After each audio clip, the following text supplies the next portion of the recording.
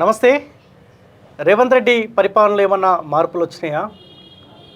ఏ మార్పు దిశగా అయితే కాంగ్రెస్ పార్టీకి అవకాశం ఇచ్చారో ఆ దిశగా రేవంత్ రెడ్డి అడుగులు వేస్తూ ఉన్నాడా? ఒకవేళ రేవంత్ రెడ్డి ఆ దిశగా పనిచేయనప్పుడు ప్రతిపక్ష పార్టీలు ప్రజల పక్షాన ఏమన్నా మాట్లాడుతూ ఉన్నాయా? రాష్ట్రంలో ఏం జరుగుతూ ఉంది? నిరుద్యోగ సమస్యకు ఏమైనా పరిష్కారం వచ్చే అవకాశం ఉందా? ఈ అంశంపైన మాట్లాడదాం. మనతో పాటు నిరుద్యోగి ఆస్మా ఉన్నారు. జూబ్లీ హిల్స్లో ఇండిపెండెంట్ అభ్యర్థిగా మొన్న జరిగిన ఉప ఎన్నికల్లో కూడా పోటీ చేసినారు. సో మన పక్కా తెలంగాణలో కూడా పూర్తి స్థాయిలో సపోర్ట్ చేసే ప్రయత్నం చేసినాం. సో చాలా రోజుల తర్వాత మేము ముందుకు నిరుద్యోగి ఆస్మాను తీసుకొచ్చే ప్రయత్నం చేసిన. ఒకసారి మాట్లాడే ప్రయత్నం చేద్దాం. నమస్తే ఆస్మా. నమస్తే అన్న. సో చాలా రోజులు అయితే ఉంది మనం పక్కా తెలంగాణలో ఇంటర్వ్యూ చేయక. సో ఏదేమైనప్పటికీ మళ్ళొక్కసారి పక్కా తెలంగాణ ముందుకు మిమ్మల్ని తీసుకురావాలని ఆలోచనలో భాగంగా తీసుకొచ్చే ప్రయత్నం చేసిన. రేవంత్ పరిపాలనలో మీకు ఏమైనా మార్పులు కనిపిస్తూ ఉన్నాయా? ఏ మార్పు కోసం అయితే కాంగ్రెస్ పార్టీకి అవకాశం ఇచ్చారో ఆ దిశగా ఈ 2 సంవత్సరాల తర్వాత అయినా రేవంత్ రెడ్డి పనిచేస్తున్నట్టు మీకేమైనా అనిపిస్తూ ఉందా? ఏమీ కనిపిస్తలేదు మార్పు. అప్పుడు ఎట్లా ఉన్నామో, గత బీఆర్ఎస్ పాలనలో ఎట్లున్నామో ఇప్పుడు కాంగ్రెస్ పాలనలో కూడా అట్లే ఉన్నాము. మేము అనుకున్నాము కాంగ్రెస్ పార్టీని గెలిపించినామని మేము అనుకున్నాము. కానీ ఇక్కడ కేవలం వ్యక్తిగత గెలుపు అని రేవంత్ రెడ్డి అనుకుంటున్నారు. ఇక్కడ కేవలం కాంగ్రెస్ పార్టీ గెలుపు కాదు, ఇది నా గెలుపు అని అన్న అహంకారంలో రేవంత్ రెడ్డి నడుస్తున్నాడు. ఇక్కడ ఏముందంటే మేమందరం కూడా కాంగ్రెస్ పార్టీ గెలుపు కోసం మేము ప్రయత్నం చేస్తే దాన్ని అవకాశంగా తీసుకొని నేను టీడీపీ ముసుగులో ఉండి కూడా నేను కాంగ్రెస్ పార్టీలో జస్ట్ నిలబడ్డా అంతే. కాంగ్రెస్ పార్టీ ముఖ్యమంత్రిని మాత్రమే నేను, కానీ నా అంతర్గత వ్యవహారం అంతా, నా లోపలంతా టీడీపీ రక్తమే ప్రవహిస్తుంది. అది నేను ఎప్పుడో సంవత్సరం కిందనే చెప్పిన. అప్పుడు అంతా దుమ్మెత్తి పోసిరు అన్నట్టు, ఎందుకంటుందని. కానీ ఈ మూలాలు చూసుకోండి, టీడీపీని మళ్ళీ కూడా కాంగ్రెస్ ఇక్కడ తెలంగాణలో మళ్ళీ కూడా మొత్తం ఉవ్వెత్తున తేవాలి, మళ్ళీ ప్రారంభం చేయాలి, టీడీపీ పార్టీని ఇక్కడ మళ్ళీ స్థాపించాలి అన్న ఉద్దేశంతో రేవంత్ రెడ్డి వ్యవహారం ఉంది. ఇక్కడ కాంగ్రెస్ పార్టీలో ఉన్న ముఖ్యమంత్రి కూడా కాంగ్రెస్ పార్టీకి సేవ చేయట్లే. ఆయన కేవలం ఆయన ముఖ్యమంత్రే. ఏ పార్టీ ముఖ్యమంత్రో ఆయన మర్చిపోయి టీడీపీకి ఫేవర్గానే ఆయన వ్యవహరిస్తున్నారు. టీడీపీని ఇక్కడ పైకి తీసుకోవాలన్న ఆలోచన రేవంత్ రెడ్డికి ఎందుకు? ఎందుకంటే ఆల్రెడీ ఏపీలో టీడీపీ ప్రభుత్వమే గవర్నమెంట్గా ఉంది కాబట్టి, అధికారంలో అక్కడ ఉంది కాబట్టి, ఈయన ముఖ్యమంత్రిగా ఉన్నాడు, కాంగ్రెస్ పార్టీ ఇక్కడ అధికారంలో ఉంది. టీడీపీని ఇక్కడ పైకి తీసుకోవాలన్న అనే ఆలోచన ఆయనకి ఎందుకు వచ్చి ఉంటుంది? మరి అంత ప్రేమ ఎందుకు ఉంది ఆయనకి? ఎందుకంటే ఆయన వచ్చిందే టీడీపీ పార్టీ నుంచి. ఇక్కడ 2 రాష్ట్రాలు విడిపోయిన తర్వాత, ఆంధ్రప్రదేశ్ సపరేట్గా విడిపోయిన తర్వాత ఇక్కడ టీడీపీ పార్టీ మొత్తానికే భూస్థాపితం అయిపోయింది. ఇక్కడ అప్పట్లో మనకు బీఆర్ఎస్ఏ, తెలంగాణ రాష్ట్రం ఏర్పడిన తర్వాత 10 సంవత్సరాలు బీఆర్ఎస్ఏ పాలించింది. అయితే ఆ కాలంలో టీడీపీ ఇక్కడ రావడం అంటే చాలా కష్టం. వాళ్ళు అక్కడ మళ్ళీ వాళ్ళ తీరుగా వాళ్ళు పరిపాలన చేసుకుంటున్నారు. ఇప్పుడు ఒక ముఖ్యమంత్రి వరకే ఆగాలనుకుంటే ఒక రాష్ట్రం వరకే ఆగొచ్చు. ఇంకా ప్రధానమంత్రి అని ఏమన్నా అనుకుంటున్నారేమో, అందుకే అన్ని రాష్ట్రాల మీద ఫోకస్ పెట్టిరేమో చంద్రబాబు అని ఎందుకు అనుకోవద్దు మనం. ఈయన కూడా టీడీపీ బీజమే కదా, ఈయనేం కాంగ్రెస్ బీజం కాదు, బీఆర్ఎస్ బీజం కాదు. అన్ని పార్టీలు చుట్టొచ్చి ఫైనల్ గా ఆయన మాత్రం టీడీపీ బీజమే. టీడీపీలో నుండి వచ్చిన ముఖ్యమంత్రి ఈయన కాబట్టి టీడీపీ మీద ఎక్కువ ప్రేమ ఉంది. ఆయన ఉన్నప్పుడు ఆంధ్రప్రదేశ్ ఉన్నప్పుడు ఉన్న జీవోలు కూడా ఇప్పటికీ వ్యవహరిస్తున్నాయి. ఇంకా మన కాంట్రాక్ట్ బేస్లో, ఇంకా ఐఏఎస్లు కూడా, రిటైర్డ్ ఐఏఎస్లు కూడా అందరు కూడా పేరుకే మనకి సపరేట్గా రాష్ట్రం వచ్చింది. కానీ పరిపాలన మాత్రం ఇప్పటికీ కూడా ఆంధ్ర పాలకులే ఇక్కడ తెలంగాణలో పాలన చేస్తున్నారు. అది మీరు కూడా మొన్న చేసిరు కదా, ఐఏఎస్లు ఒక ఏదో స్టోరీ చేసిరు. అట్లా మా దగ్గర చాలా ఉన్నాయి ఎవిడెన్స్లు. అవి కూడా మళ్ళీ మీ ముందు కూడా బయట పెట్టే ప్రయత్నం చేస్తాం. ఈ రిటైర్డ్ ఐఏఎస్లు ఏం చేస్తున్నారంటే ఇక్కటోళ్ళు కాదు, మొత్తం ఏపీ వాళ్ళు ఇక్కడ ఉండి పరిపాలన చేస్తున్నారు. ఎందుకు తీసుకున్నారయ్యా అంటే వాళ్ళకి ఎక్స్పీరియన్స్ ఉంది. మనది కొత్త రాష్ట్రం కాబట్టి మనం అంత త్వరగా మనం చేత కాదు మనకి. అందుకే వాళ్ళని ఇక్కడ కొన్ని రోజులు డ్యూటీ చేయమని చెప్తే వాళ్ళు మనల్ని డెవలప్ చేస్తారంటే పక్క రాష్ట్రం వాడు తెలంగాణని ఎట్లా డెవలప్ చేస్తాడు? అన్ని రంగాల్లో కూడా ఇప్పటికీ కూడా 70% ఏపీ ఉద్యోగులే ఉన్నారు. ఇప్పుడు తెలంగాణ వారికి ఉద్యోగ అవకాశాలు ఎక్కడి నుంచి వస్తాయి? వీళ్ళు ఇక్కడనే భూస్థాపితం అయిపోయారు, ఇక్కడనే సెటిల్ అయిపోయారు. మనకు ఉద్యోగాలు ఎక్కడొస్తాయి? ఇవన్నీ చర్చల్లో ఉన్నాయి. ఇప్పుడు రేవంత్ రెడ్డి ఖమ్మంలో మాట్లాడాడు, దాన్ని పాజిటివ్గా ఆలోచిస్తే రేవంత్ రెడ్డి గురువు చంద్రబాబు నాయుడు కాబట్టి ఆ పార్టీని తెలంగాణ రాష్ట్రంలో బీఆర్ఎస్ పార్టీ తెలుగుదేశం లేకుండా చేసింది కాబట్టి రేవంత్ రెడ్డి మాట్లాడింది కూడా మనం పాజిటివ్ వేయొచ్చు కదా. అరే తెలుగుదేశం నా గురువు పార్టీని కేసీఆర్ ఖతం చేసిండు, అదే బీఆర్ఎస్ పార్టీని నేను బొంద పెడతా అంటా ఉన్నా, దాన్ని పాజిటివ్గా థింక్ చేస్తే బాగానే ఉంటుంది కదా. అవును, మరి నేను బీఆర్ఎస్ పార్టీని బొంద పెడతా అన్నప్పుడు మరి నువ్వు ఏ పార్టీని ఎంకరేజ్ చేస్తున్నట్టు, ఇక్కడ టీడీపీని చేస్తున్నట్ట, కాంగ్రెస్ని చేస్తున్నట్ట? ఇది కాంగ్రెస్ కార్యకర్తలు వాళ్ళకి వాళ్ళే క్వశ్చన్, వాళ్ళ నాయకులు వాళ్ళంతా వాళ్ళే క్వశ్చన్ చేసుకోవాలి. మరి మీ నాయకుడు, మీ ముఖ్యమంత్రి ఇక్కడ కాంగ్రెస్ పార్టీకి ఫేవర్గా మాట్లాడినట్ట, లేకపోతే టీడీపీ పార్టీకి ఫేవర్గా మాట్లాడినట్ట? ఒకవేళ కాంగ్రెస్ పార్టీకి ఫేవర్గా మాట్లాడితే అక్కడ టీడీపీ జెండాలు ఎందుకు ఎగురుతున్నాయి? టీడీపీ జెండాలు కాంగ్రెస్ పార్టీ మీటింగ్ లో ఎందుకున్నాయి అంటే ఇక్కడ కాంగ్రెస్ పార్టీ టీడీపీ పార్టీ పొత్తులో ఉన్నారా? మరి వచ్చే ఎన్నికల్లో పొత్తులో ఉండి మీరు మళ్ళీ నిలబడతారా? ఏదో మాకు కూడా క్లారిటీ ఇవ్వాలి కదా. మీరు బీఆర్ఎస్ పార్టీని భూస్థాపితం చేస్తామన్నారు, మంచిదే. టీడీపీ పార్టీ అప్పుడు కాంగ్రెస్ పార్టీని భూస్థాపితం చేయడానికి ఏర్పడ్డది. అంటే ఇక్కడ కాంగ్రెస్ పార్టీని భూస్థాపితం చేస్తారు, ఇక్కడ బీఆర్ఎస్ని భూస్థాపితం చేస్తారు. అల్టిమేట్గా టీడీపీ పార్టీ ఇక్కడ వ్యవహరిస్తుంది, మొత్తం అధికారం టీడీపీ పార్టీకే రావాలనే కదా మీ ఉద్దేశం. పబ్లిక్ తెలివిగానే ఆలోచిస్తారు కదా. రేవంత్ రెడ్డి మాట్లాడండు, మళ్ళీ ఇక్కడ టీడీపీని తెలుగుదేశం పార్టీని బలోపేతం చేద్దామన్న ఆలోచన పబ్లిక్ అంత ఈజీ ఏం రాదు కదా. వచ్చింది, చాలా మందికి వచ్చింది. ఎందుకంటే మనమంటే ఇప్పుడు జూనియర్స్ కానీ మనకంటే పెద్దవాళ్ళు సీనియర్స్ వాళ్ళందరూ కూడా ఇప్పుడు ఆలోచిస్తున్నారు, ఆలోచనలో పడ్డారు. ఇదేంది ఈయన మళ్ళీ బీఆర్ఎస్ని భూస్థాపితం చేయాలి అని అంటే వేరు, కానీ టీడీపీని అటాచ్ చేసి చెప్తున్నారు ఇక్కడ. టీడీపీ పార్టీని బొందబెట్టిన బీఆర్ఎస్ పార్టీని మనం బొందబెట్టాలి, వీళ్ళ దిమ్మెల్ని కూల్చాలి, వీళ్ళ జెండాలు కూలగొట్టాలి అని అంటున్నప్పుడు అంటే అక్కడ బీఆర్ఎస్ని భూస్థాపితం చేసి నువ్వు టీడీపీని నువ్వు ఇక్కడ మళ్ళీ ఎగిసిపడాలి, వాళ్ళ జెండా ఎగరాలి ఇక్కడని మీరు ప్రోత్సహిస్తున్నట్టే కదా. మీరు కాంగ్రెస్ పార్టీ గురించి ఎక్కడ మాట్లాడట్లే, కాంగ్రెస్ పార్టీ జెండాలు ఎగరాలని ఎక్కడా మాట్లాడట్లే. మీరు ఉన్నది మాత్రం గెలిచింది మాత్రం కాంగ్రెస్ పార్టీలో, కానీ మీ తీరు మీ వ్యవహారంలో మీ రక్తం అంతా పాకేది మొత్తం పారేది మొత్తం టీడీపీ. మీ నరాల్లో టీడీపీ ఉంది, టీడీపీ విశ్వాసమే కనిపిస్తుంది. మీ గురువు చంద్రబాబు అయినప్పుడు చంద్రబాబుని మరి ఇక్కడ ప్రధానమంత్రిని చేద్దాం అనుకుంటున్నారా? అన్ని రాష్ట్రాల్లో ఈ టీడీపీ జెండాలు ఎగరేసి మీరు ఏం చేద్దాం అనుకుంటున్నారు? ఓకే, సో ఎట్లా కేసీఆర్తో పోల్చుకుంటే రేవంత్ పరిపాలన కొంత బెటరే అనిపిస్తుందా? ఇంకా కేసీఆర్ కంటే ఇంకా ఇబ్బందికరంగా ఉంది పరిపాలన? ఇప్పుడిప్పుడే ఇబ్బందికరంగానే ఉందనిపిస్తుంది. స్టార్టింగ్లో అయితే ఒక 1 year చాలా స్వేచ్ఛ ఉంది, మనకు ధర్నా చౌక్ ఉంది క్వశ్చన్ చేయడానికి అని అనిపించింది. ఇప్పుడు ధర్నా చౌక్ ఉంది కానీ పర్మిషన్ దొరకదు, అట్లా ఉంది. అంటే ఇప్పుడు స్వేచ్ఛ ఉన్నట్టా లేనట్టా? ధర్నా చౌక్ ఉంది మనకి మాట్లాడుకోవడానికి, క్వశ్చన్ చేయడానికి ధర్నా చౌక్ ఉందని చెప్తున్నారు, కానీ పోలీస్ పర్మిషన్ కోసం మనం వెళ్తే మాత్రం పర్మిషన్లు ఇవ్వట్లే, కూర్చోబెట్టి ఏదో ఒకటి మాట్లాడి పంపించేస్తున్నారు. అంటే ఇప్పుడు స్వేచ్ఛ ఉన్నట్టా లేనట్టా? మాట్లాడితే ఎక్కువ మాట్లాడితే ఈ క్వశ్చన్ చేస్తే మన మీద కేసులు పెడుతున్నారు, మరి స్వేచ్ఛ ఉన్నట్టా లేనట్టా? ఓకే, ఇప్పుడు రేవంత్ రెడ్డి నిరుద్యోగుల పట్ల ఏమైనా ఫోకస్ చేసినట్టు అనిపిస్తూ ఉందా?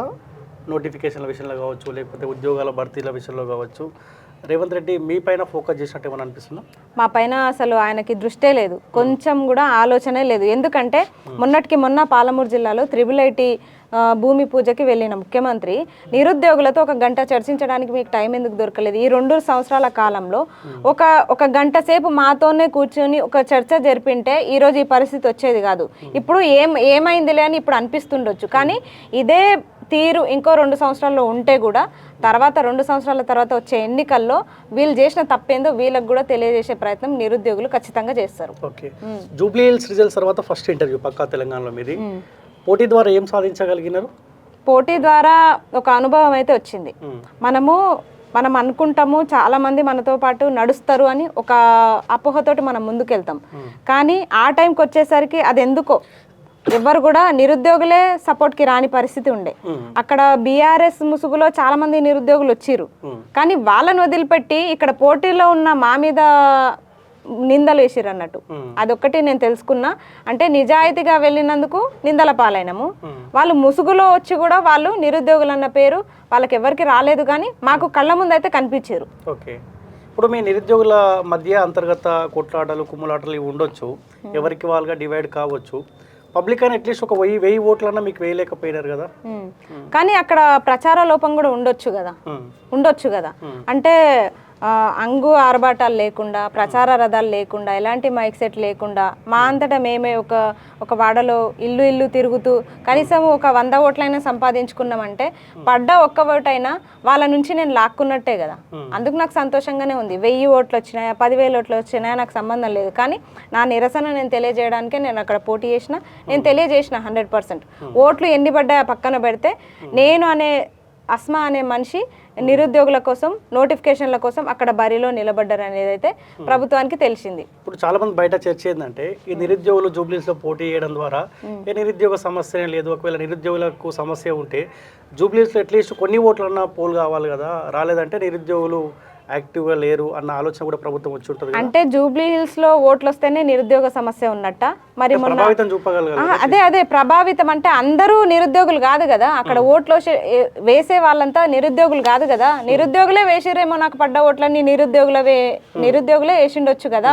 మరి నిరుద్యోగులు కాదు, ప్రభావితం లేదు అంటే మొన్న అశోక్ నగర్ లో జరిగిన మెరుపు ధర్నాలు ఏంది, ఇప్పుడు జిల్లాల వారీగా జరుగుతున్న ధర్నాల సంగతి ఏంది, ర్యాలీల సంగతి ఏంది, ఇప్పుడు వాళ్ళందరూ కూడా నిరుద్యోగులు కాదా? అంటే ఓట్లేస్తేనే నిరుద్యోగులు కాకపోతే కాదు అన్న తీరుగా మీరు వ్యవహరిస్తున్నారు. అది మా ఆలోచన కాదు. మేము మా నిరసనని ఏ విధంగా అయినా తెలియజేస్తాము. అందులో భాగంగానే జూబ్లీ హిల్స్ ఎలక్షన్స్. ఓకే, ఇప్పుడు జూబ్లీ హిల్స్ ఎలక్షన్లో మీరు ప్రచారం చేశారు, మీ స్టైల్లో మీరు మాట్లాడినారు. మీరు మాట్లాడిన దాన్ని పబ్లిక్ రిసీవ్ చేసుకోలేదు అనుకుంటారా? మీరు ఒక లైన్ తీసుకురు, కాంగ్రెస్ పార్టీకి మాత్రం ఓటేయొద్దన్న లైన్ తీసుకురు. ఆ లైన్ ఏమన్నా మీకు ఇబ్బంది అయిందా? నాకేం ఇబ్బంది కాలేదు. ఎందుకంటే ఒకప్పుడు కాంగ్రెస్ పార్టీకే ఓటేయండి అని చెప్పిన మేము ఇప్పుడు కాంగ్రెస్ పార్టీకి మాత్రం ఓటేయకండి అని చెప్తున్నాము.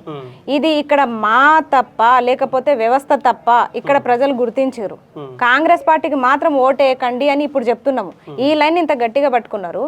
ఒక 2 సంవత్సరాల క్రితం ఎలక్షన్స్ లో కాంగ్రెస్ పార్టీకే ఓటేయాలి అన్నప్పుడు ఆ లైన్ ఎందుకు గట్టిగా పట్టుకోలేదు? అప్పుడు మేము ప్రచారాల్లో ఉన్నాము, మీడియా మీద అంత ఫోకస్ చేయలేదు. మేము ప్రచారాల్లో భాగమై ప్రతి ఇల్లు ప్రతి గడప తొక్కి వాళ్ళ కాళ్ళు మొక్కి అప్పుడు కూడా ఇదే స్టైల్లో ఓట్లు ఏమని అడుక్కున్నాము. ఇప్పుడు వేయొద్దని చెప్తున్నాము అంటే ఇక్కడ మాకు పరిపాలన నచ్చకనే కదా. అందుకే చెప్తున్నాము ఎవరికైనా వాళ్ళ ఇష్టం, ప్రజల ఇష్టం, కానీ కాంగ్రెస్ పార్టీకి వేయొద్దని చెప్పినాము. ఓకే, సామాన్యులు ఎలక్షన్లో పోటీ చేసే అవకాశం ఉందా? పైసలు ఉంటేనే రాజకీయం చేయాల్సిన పరిస్థితి పూర్తిగా ఏర్పడింది ఆల్రెడీ? ఏర్పడింది ఆల్రెడీ. అయితే నాకైతే అనిపించింది పైసలు ఉంటేనే రాజకీయం, పైసలుంటే ఎట్లనైనా అక్కడ మభ్య పెట్టచ్చు. ఇదైతే నేను తెలుసుకున్నా. ఎలక్షన్స్ జరుగుతున్నా వాళ్ళ వెహికల్స్ పక్కన నిలబడి కోట్ల డబ్బు ఇట్లా ఓట్లు వేసేటోళ్ళకి చేతులారా ఇవ్వడం నేను చూసిన. నేను కంప్లైంట్ చేసినా పట్టించుకునే పరిస్థితి అక్కడ. అందుకే ఇంక అక్కడ ఎలక్షన్స్ టైంలో కూడా ఉండాలని కూడా అనిపించలేదు, వచ్చేసినాము. కంప్లైంట్ చేసినా పట్టించుకోలేదు. నేను అభ్యర్థిని అయినా నేను కంప్లైంట్ చేసినా పట్టించుకోలేదు. అంటే పైసకు అంత విలువ ఉందని నాకు అప్పుడైతే అర్థమైంది. ఓకే, జూబ్లీ హిల్స్ ఎలక్షన్లో పోటీ ద్వారా ఎన్ని పైసలు సంపాదించారు? ఎందుకంటే మీరు కాంగ్రెస్ పార్టీకి మాత్రం ఓటు వేయొద్దు అన్నారు కాబట్టి ఆ లైన్ తీసుకుంది కాబట్టి బీఆర్ఎస్, బీజేపీ లేకపోతే ఇంకోడు ఆస్మాక్ పైసలు ఇవ్వచ్చు అన్న చర్చ కూడా జరిగింది కదా బయట. ఎన్ని పైసలు సంపాదించారు? ఇప్పుడు కాంగ్రెస్ పార్టీకే ఓటేయండి అన్నప్పుడు ఎన్ని పైసలు సంపాదించడం అనుకుంటున్నారు మరి మీరు?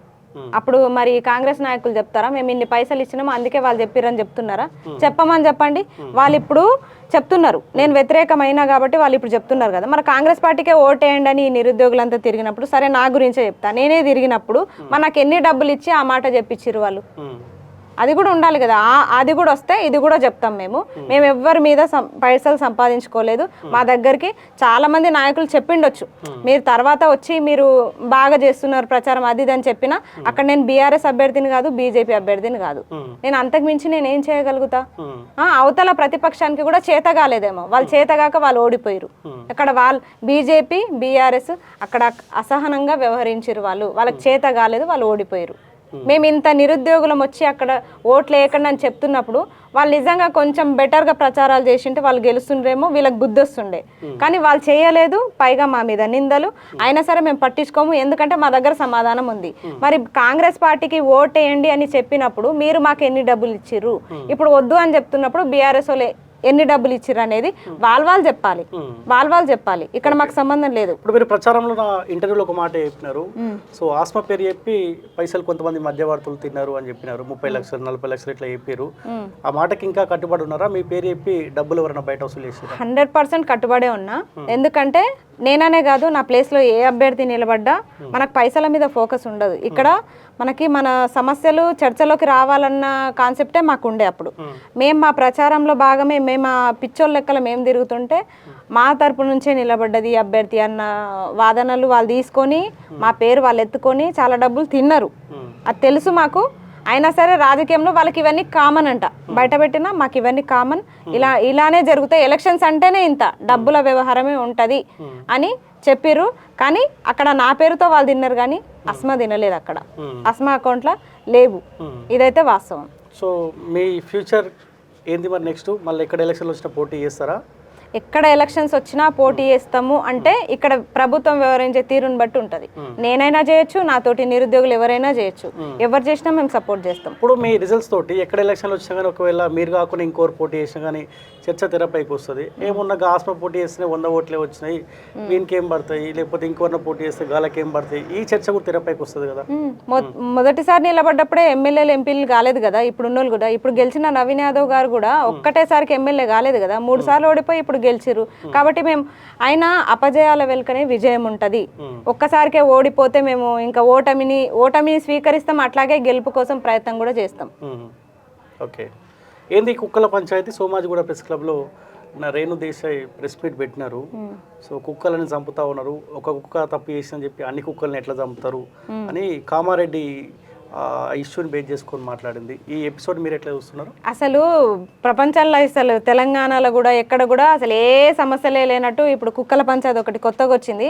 కుక్కల పంచాయతీని తీసుకుపోయి సోమాజిగూడ ప్రెస్ క్లబ్లో పెట్టి వాళ్ళంతా ఇష్యూ చేస్తున్నారు. ఇప్పుడు చాలా ఇష్యూస్ కూడా చిన్న చిన్న ఇష్యూస్ బాగా లాగుతున్నారు అన్నట్టు. ఆ ఇష్యూ ద్వారా ఎవరో ఒకరు ఫేమస్ అయిపోవడము ఇలాంటివి జరుగుతున్నాయి. కుక్కల మీద ఉన్న శ్రద్ధ మనుషుల మీద లేదా మీకు? చాలా మంది వీళ్ళు ఇక్కడ మాట్లాడేటోళ్ళంతా మహిళలే. రష్మి కానీ రేణు దేశాయ్ గారు కానీ వీళ్ళంతా కూడా మహిళలే కదా. మరి ఎన్నో రేప్ కేసులలో ఆ మహిళలు ఇబ్బంది పడుతున్నారు. అలాంటి వాళ్ళ గురించి ఒక ప్రెస్ మీట్ పెట్టండి. ఎంతో మంది అనాథులు ఇబ్బంది పడుతున్నారు, వాళ్ళ గురించి ఒక ప్రెస్ మీట్ పెట్టండి.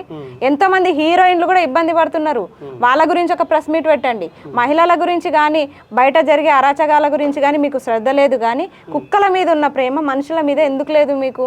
కుక్కలు పెంచుకోవడం మేము తప్పనట్లేదు, కానీ అందులో తప్పు చేసిన కుక్కని ఖచ్చితంగా శిక్షిస్తారు. కానీ అన్నిటినీ ఎట్లా శిక్షిస్తారంటే మరి మనుషులు కూడా కొంతమంది తప్పులు చేస్తున్నారు. మరి మీరెందుకు వాళ్ళని బేస్ చేసుకొని ప్రెస్ మీట్లు పెట్టట్లేదు? ఇప్పుడు ఆ పాయింట్ కూడా రేజ్ చేస్తూ ఉంది కదా. ఇప్పుడు ఎవరన్నా రేపిస్ట్ ఉన్నా అనుకో, వాడు బయట స్వేచ్ఛగా తిరుగుతా ఉండి వాడి మీద కేసు అయినా కానీ కుక్క పొరపాటు తప్పు చేసిన కుక్కను చంపుతారు, ఆ మనిషిని ఎందుకు చంపుతారు, ఇంకా వాళ్ళని ఎందుకు కాపాడుతున్న ఆ పాయింట్ కూడా రేజ్ చేస్తా ఉంది. మంచిదే, అదొక్క పాయింట్ నాకు కూడా నచ్చింది. ఎందుకంటే ఆ ఒక్క పాయింట్ కరెక్ట్ అనిపించింది. తప్పు చేసిన వాళ్ళని శిక్షించండి కానీ అందరినీ శిక్షించకండి అని చెప్తున్నారు, కరెక్టే. కానీ వీటి కోసము స్పెషల్గా ప్రెస్ మీట్ పెట్టాల్సిన అవసరం లేదు అంట. మీరు పర్సనల్గా మాట్లాడినా కోట్ల మంది చూస్తారు మిమ్మల్ని. కానీ వీటి కోసం స్పెషల్గా ప్రెస్ మీట్లు పెట్టి వేరే ఏ ఇష్యూస్ లేకుండా దీన్ని డైవర్ట్ చేయడం కరెక్ట్ కాదు. ఇప్పుడు ఒక్క 5 నిమిషాల్లో అయిపోయే పంచాయతీకి తీసుకుపోయి ప్రెస్ క్లబ్ లో పెట్టి మీరు పెద్ద పంచాయతీ చేయకండి. ఇప్పుడు ఈ ఇష్యూ అక్కడితో అయిపోయింది. మిగతా ఇష్యూస్ చాలా ఉన్నాయి. మహిళలపై దాడులు జరుగుతున్నాయి, చాలా ఉన్నాయి. మహిళలు మన కోసం పెట్టిన బస్సులలో కూడా ఇబ్బంది పడుతున్నారు, సీట్లు దొరకక కొట్టుకుంటున్నారు. ఇది కూడా చిన్న చిన్నగా కనిపిస్తాయి, కానీ బస్ ఎక్కితే తెలుస్తుంది. వద్దురా బాబు అనిపిస్తుంది, ఆ ఫ్రీ బస్ వద్దు అనిపిస్తుంది. అట్లా ఉంది పైన పరిస్థితి.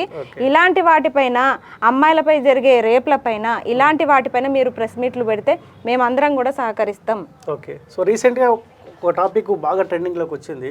సరే, ఆ టాపిక్ ఇప్పుడు అయిపోయినప్పటికి కూడా ఈ సగం బట్టలకు సంబంధించి టాపిక్ ట్రెండింగ్, అనసూయకు సంబంధించి ఇక్కడ సంధ్యారెడ్డి ఒకరికొకరు విమర్శించుకున్నారు. అసలు ఈ పంచాయతీ ఏంది? పంచాయతీ ఏంటంటే వాస్తవానికి హీరోయిన్లు అనేది ఒక 3 గంటల సినిమా. ఆ సినిమాలో మీరు ఎట్లా వ్యవహరించినా 3 గంటల సినిమా, కానీ ఆ ప్రభావం అనేది మనుషుల పైన పడుతుంది. కొన్ని పండగ సీజన్లో కొన్ని సినిమాలు వస్తాయి. ఇప్పుడు సంక్రాంతి సినిమాని ఫ్యామిలీ మొత్తం చూస్తాం. ఎందుకు చూస్తాము? అది ఫ్యామిలీ ఓరియంటల్ మూవీ కాబట్టి. వేరే డీజే మూవీస్ ఇవన్నీ ఉంటాయి, దాంట్లో ఏముంటుంది అంటే ఫ్యామిలీని తీసుకెళ్ళలేము. అవి కొన్ని ఇట్లా ఎఫెక్టివ్గా ఉంటాయి. సమాజానికి మీరు ఏం నేర్పిస్తున్నారు అనేది ఉంటుంది. మీరు సినిమాలలో వేసుకునే బట్టలే ఇప్పుడు జనరేషన్కి వాళ్ళకి అనిపిస్తుంది, అమ్మ ఈ డ్రెస్ నేను ఖచ్చితంగా కొనుక్కోవాలి, ఈ డ్రెస్ నేను ఖచ్చితంగా వేసుకోవాలి. మళ్ళీ కాలేజ్కి కూడా అదే డ్రెస్ వేసుకొని వెళ్తారు. వేసుకొని వెళ్ళడం వల్ల ఏమవుతుంది? మేము కూడా అది సంధ్యక్కకి నేను 100% సపోర్ట్ చేస్తుంది. ఇంట్లో పర్సనల్గా అక్క నిజంగా చాలా ఫైట్ చేసింది ఈ విషయంలో మాత్రం. అనసూయ గారిది 100% రాంగ్. ఎందుకంటే మన బట్టల తీరే మనకి మన క్యారెక్టర్ ఏందనేది డిసైడ్ చేస్తుంది. మీరు సరే కొంతమంది వస్త్రాధారణలో లేకపోయినా క్యారెక్టర్ పరంగా గుడ్డే ఉండొచ్చు, కానీ మీరు అవతల వ్యక్తిని రెచ్చగొడుతున్నారు అంటే ఇంకా మీరు ఏం చెప్తున్నారు సొసైటీకి? మరి ఇచ్చే ఎక్స్ప్లెనేషన్ కూడా కరెక్ట్ లేదు. మా ఇష్టం అనసూయకు సపోర్ట్ చేసుకుంటే కూడా ప్రెస్ క్లబ్లో ప్రెస్ మీట్ పెట్టినారు. ఎవరి ఇష్టం వాళ్ళది, ఎట్లా ఎవరి అంటే వాళ్ళ స్వేచ్ఛకు ఎట్లా మీరు భంగం కలిగిస్తారు అన్న అంశాలు కూడా లేవని తిరగదా? స్వేచ్ఛ అనేది బట్టల్లోనే ఉండదు కదా, మాట తీరులో కూడా ఉంటుంది. మాట తీరులో స్వేచ్ఛ అనేది మీరు ఎంతన్నా ఉపయోగించుకోండి. బట్టలు వేసుకొని స్వేచ్ఛ అనుకుంటే ఎట్లయితుంది? ఇప్పుడు అవతల వ్యక్తి కూడా నా ఇష్టం నా స్వేచ్ఛ అని చెప్పేసి రేప్ చేసిపోతాడు. అట్లాంటప్పుడు మీరు ఎట్లా చెప్తారు స్వేచ్ఛ అని? అవతల వ్యక్తికి కూడా స్వేచ్ఛ ఉంటుంది. అవును నేను చూస్తా, నేను రేప్ చేస్తా బరాబర్ అని వాడు కూడా అంటాడు. అట్లాంటప్పుడు ఇది స్వేచ్ఛ ఎట్లయితుంది? కాబట్టి మీరు రెచ్చగొడితేనే అవతల వ్యక్తి కూడా రెచ్చిపోతారు. ఇది బట్టల విషయంలో చూసి ఆచితూచి వ్యవహరించండి. కానీ చాలా సమస్యలు ఉన్నాయి. కొత్త సమస్యల తెరపైకి రావడం వల్ల పబ్లిక్ ఇష్యూస్ అన్ని డైవర్ట్ అవుతున్నాయి అనుకో. చాలా డైవర్ట్ అవుతున్నాయి. ఎందుకంటే మనకి చాలా ఉన్నాయి. ఇప్పుడు బాగా బలిసిన వాళ్ళు ఇవన్నీ చిన్న ఇష్యూస్ పట్టుకొని వాళ్ళు ఏదో ఫేమస్ అయిపోతున్నారు. కానీ ఇక్కడ మనం సామాన్యుడు బతకలేక చావలేక ఇబ్బంది పడుతున్నారు. ముందు నొయ్యి వెనక గొయ్యి అన్న పరిస్థితి ఉంది సామాన్యునికి. 6 గ్యారంటీలు రాక కనీసం ఒక నెల లోపల ఒక జీవనోపాధి లేక ఇంటికి ఒక 10,000 సంపాదించుకోలేని పరిస్థితిలో ఒక సామాన్యుడు ఉంటే వీళ్ళేమో బలిసి బాగా కొట్టుకుంటున్నారు. వీళ్ళు పైసలు ఎక్కువే కొట్టుకుంటున్నారు. వీళ్ళు ఇప్పుడు సగం బట్టల పంచాయతీ ఏమో కానీ అసలు తెలంగాణలో బట్టలు లేని వాళ్ళు ఉన్నారు. అదే అంటున్నా కదా, పంచాయతీ ఏమో కానీ ఒక ఇందిరమ్మ చీర వస్తే చాలు ఈ పండగ గడిచిపోతుంది అనే కుటుంబాలు కూడా ఉన్నాయి అన్న, చాలా మంది ఉన్నాయి. ఇప్పుడు ఈ రంజాన్ పండగకి తోఫా వస్తుంది మాకైతే, అట్లా సంక్రాంతికి కూడా అప్పుడు సరుకులు వస్తుండే.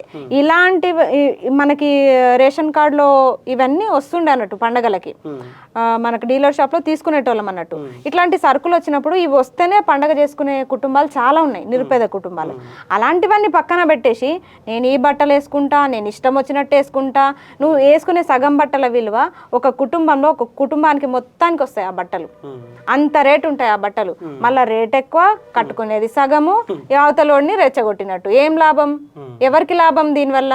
సినిమా అంటే సినిమానే చూస్తాము, వదిలేస్తాము అంతే తప్ప మీరు అది పిల్లలు నేటి జనరేషన్ పట్టించుకుంటారు. అవన్నీ ఫ్యాషన్కి అలవాటు పడిపోయి మొత్తం ఫారెన్ కల్చర్కి అలవాటు పడిపోయి ఆ బట్టల ఎఫెక్ట్ వీళ్ళ జీవితాల మీద పడుతుంది.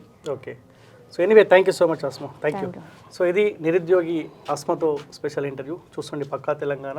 సో దయచేసి ఈ వీడియో ఎక్కువ మందికి షేర్ చేసే ప్రయత్నం చేయండి. ఈ మధ్యకాలంలో నేను పక్కా తెలంగాణ పైన ఎక్కువ ఫోకస్ చేయలేకపోయినా కొన్ని చిన్న సమస్యల ద్వారా దాని తోడు కొంతమంది కూడా కావాలని రిపోర్ట్స్ కొట్టి ఈ ఛానల్ లేకుంటే వేయాలి, లేకపోతే వీడియో ఎక్కువ పోవద్దన్న ఆలోచనలో భాగంగా చాలామంది రిపోర్ట్స్ కూడా కొడుతురంట.